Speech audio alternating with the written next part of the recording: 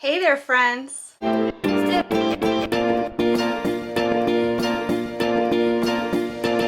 My name is Desiree, aka Momma Friendly, and I'm trying something a little different this year when it comes to our homeschooling.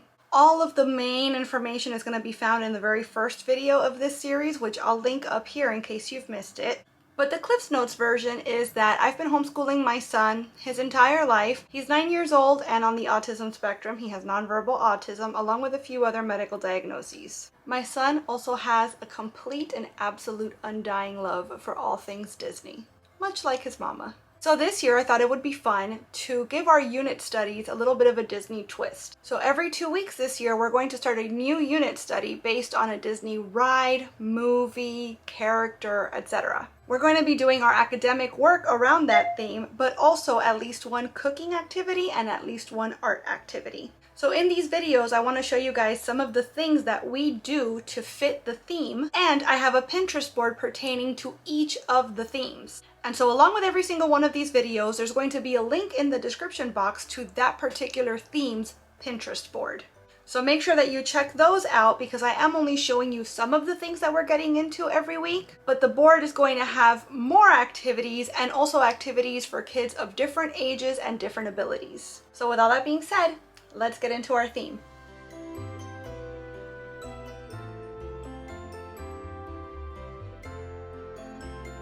I have Minnie and I have Mickey. Which one you like? Which one do you want to do?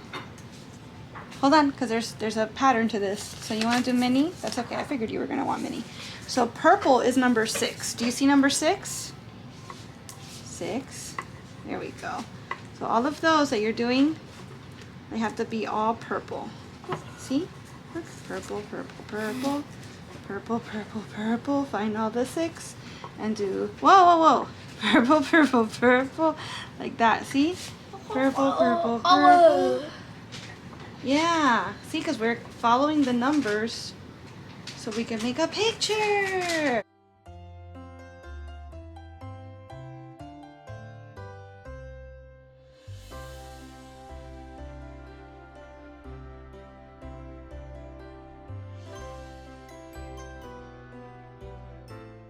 Buddy, look at your beautiful picture. He did a Minnie Mouse. That's so pretty. Good work. Kiddo's actually watching Mickey Mouse Clubhouse in the background right now, so if you hear any background noise, that's what's going on.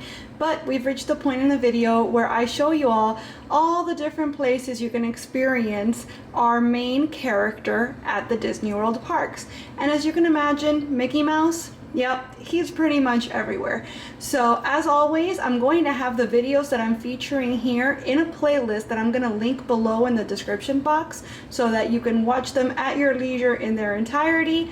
And I wanted to start off with something that I think everybody that's ever been to a Disney park knows about, and you've probably tried finding some yourself. Maybe you're an expert at this point, but it's hidden Mickeys. And hidden Mickeys are exactly that. Sometimes they're a little more obvious, sometimes they're a little more abstract, but there's hidden Mickeys all over the place, in attractions, on the streets, in restaurants. Pretty much anywhere you look at a Disney themed park or resort, you can find a hidden Mickey or 5. People have even written guidebooks showing you where to look for these hidden Mickeys across the parks and lands. So I'm actually going to link one of those guidebooks in the description box below as well. But this is definitely a very fun way to get your Mickey fix while you're at any Disney theme park. This is actually one of the newest ways you can experience Mickey and friends at the park. This is Mickey and Minnie's Runaway Railway, and it just opened, or I guess it didn't just open, but it did open during the pandemic at Hollywood Studios. This actually took the place of the Great Movie Ride. So I've actually not been on it personally because I haven't been to the parks since late 2019. But the technology of the ride vehicles and the way that they mesh the screens with the 3D elements and real life elements, I'm really excited to ride this. And if you've written it, I would love for you to let me know how your experience was. One of the places you can actually meet Mickey is at Town Square Theater in the Magic Kingdom. It's right by the entrance to the park. And the great thing about meeting Mickey here is that he's almost always dressed in some sort of a theme, either related to a holiday or related to, like, for example, this one is Magic with Mickey, so he's dressed as a magician and he does tricks. This is also where the talking Mickey kind of originated, and when they started doing the whole like blinking eyelids thing, it was introduced here as well. So if you have only one meet and greet on your list, this is a great one to do because you're bound to see something that you're not going to be able to find anywhere else. This is something that I was really excited to find online because I used to go to Toontown all the time when we had it in Walt Disney World, and they actually got rid of it years ago to make way for New Fantasyland, which is where they have Ariel's Grotto now, and the dueling Dumbos, and all sorts of other things going on in the parks. We used to have a Toontown back there where you can visit Mickey and Minnie's homes, and they had all sorts of entertainment and shows that were themed around Mickey and friends. Disneyland still has theirs intact, so I actually found a full tour of Disneyland's Toontown, and I'm linking it in that playlist so you could check it out. It's a lot of fun. I would love to go to Disneyland just to experience this for myself one more time. I absolutely loved Toontown, and I was crushed when they decided to get rid of it. There are a lot of character dining experiences across all of the parks, and most of them feature a cameo from at least Mickey Mouse, even the ones that are themed to other movies or other IPs. Mickey always kind of finds his way in there somewhere, but if you want a fully Mickey and Friends experience, Chef Mickey's at the Contemporary Resort is a great option, and they recently started doing character dining there again, so you can definitely get your Mickey fix.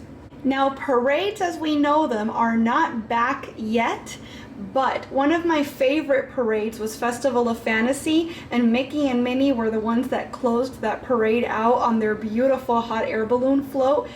One of my absolute favorites. I really hope they bring this parade back. Another one of my favorite parades, which of course features Mickey and Minnie, is the Boot to You parade that they always do around Halloween, but you have to have a special ticket for that event. So not everybody gets to see it. I've gotten to see it once in person and I literally cried. Any parade is going to feature Mickey and Minnie. This just happens to be one of my favorites. So hopefully we all get to go back and experience it in person again soon. So the great thing about a theme as general as Mickey Mouse is that there are so many options for books. I mean, there's so many options for everything, really. But we're talking about the reading segment in particular right now. And there's just so many, right? And there's books that make sounds. There's books you can interact with, like this one. I don't even have room to show you all the books. We really like these sorts of books, the look and find books, because they're great for building vocabulary. And again, interacting, which means engagement, which means the kid actually wants to do the activity and learn from it. And of course, as you can imagine, there's no shortage of like holiday themed books, for example. You can find a Mickey themed book for all occasions. Coloring books, etc. So I'm going to do my best to link as many of these as I can in the description box below. If I can't find a particular title, then I might replace it with something similar, but I want to make it easy for you all to find as many of these books as possible. Wanted to pop in here and just let you all know, if you have Disney Plus and you have older kiddos or maybe kiddos that are not as into cartoons these days, this show, Disney Insider, is super interesting. It's actually behind the scenes of all sorts of facets of the Disney World company, or of the Walt Disney Company. So as you can see, they've got like making ofs for movies, but then they also have something for like costume design and how they put together all the Run Disney events and, you know, behind the scenes on rides. So this is more of a documentary, real life way that you can explore Mickey Mouse and all of the things that come with him. And I just thought that this was really cool to share for any older kiddos or more mature kiddos. I think it's really cool personally. I am so excited to share this art activity with you guys because it was so fun, it's so easy, and such an incredible payoff. I'm going to link all the materials down in the description box as well in case you would like to do it for yourself. But basically, we decided to make our own Mickey shirts, which we're going to wear around the house for now, but hopefully one day we'll get to wear in the parks. Basically, I found a Mickey just a silhouette, like a picture of Mickey's head online, and I used it to create a giant sticker on my silhouette. We used those kind of as stencils, and then we had our t-shirt paint that I bought on Amazon. So we used that to make kind of designs around the sticker. You could also use kind of the negative that's left behind from the sticker paper and paint inside the Mickey if you wanted to, get double duty out of each sticker. My son went for more of an artistic smearing situation, whereas I tried to be really deliberate with little dots. Mine was actually really hard to peel up. We waited 24 hours so that the paint would dry. And as you can see, I ended up just kind of ripping the paper off. But the shirts came out really, really cute. And I cannot wait to wear them at the parks.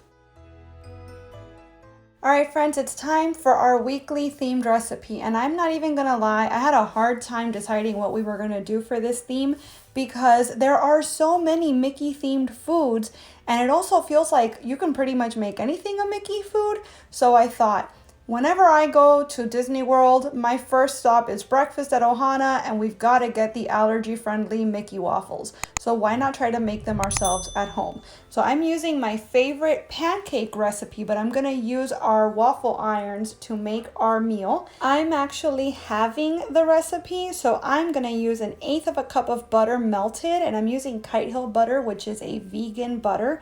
You also need 1/2 teaspoon of vanilla extract, measure with your heart, about 7-8 drops of liquid stevia. I'm using monk fruit, 3 large eggs, about, I'd say 1/3 cup of nut milk, 3 tablespoons of coconut flour, 1/8 teaspoon of flaxseed meal, 1/2 teaspoon of baking powder, 1/8 teaspoon of salt, and you could add blueberries, chocolate chips, whatever you'd like, but we're just doing them plain.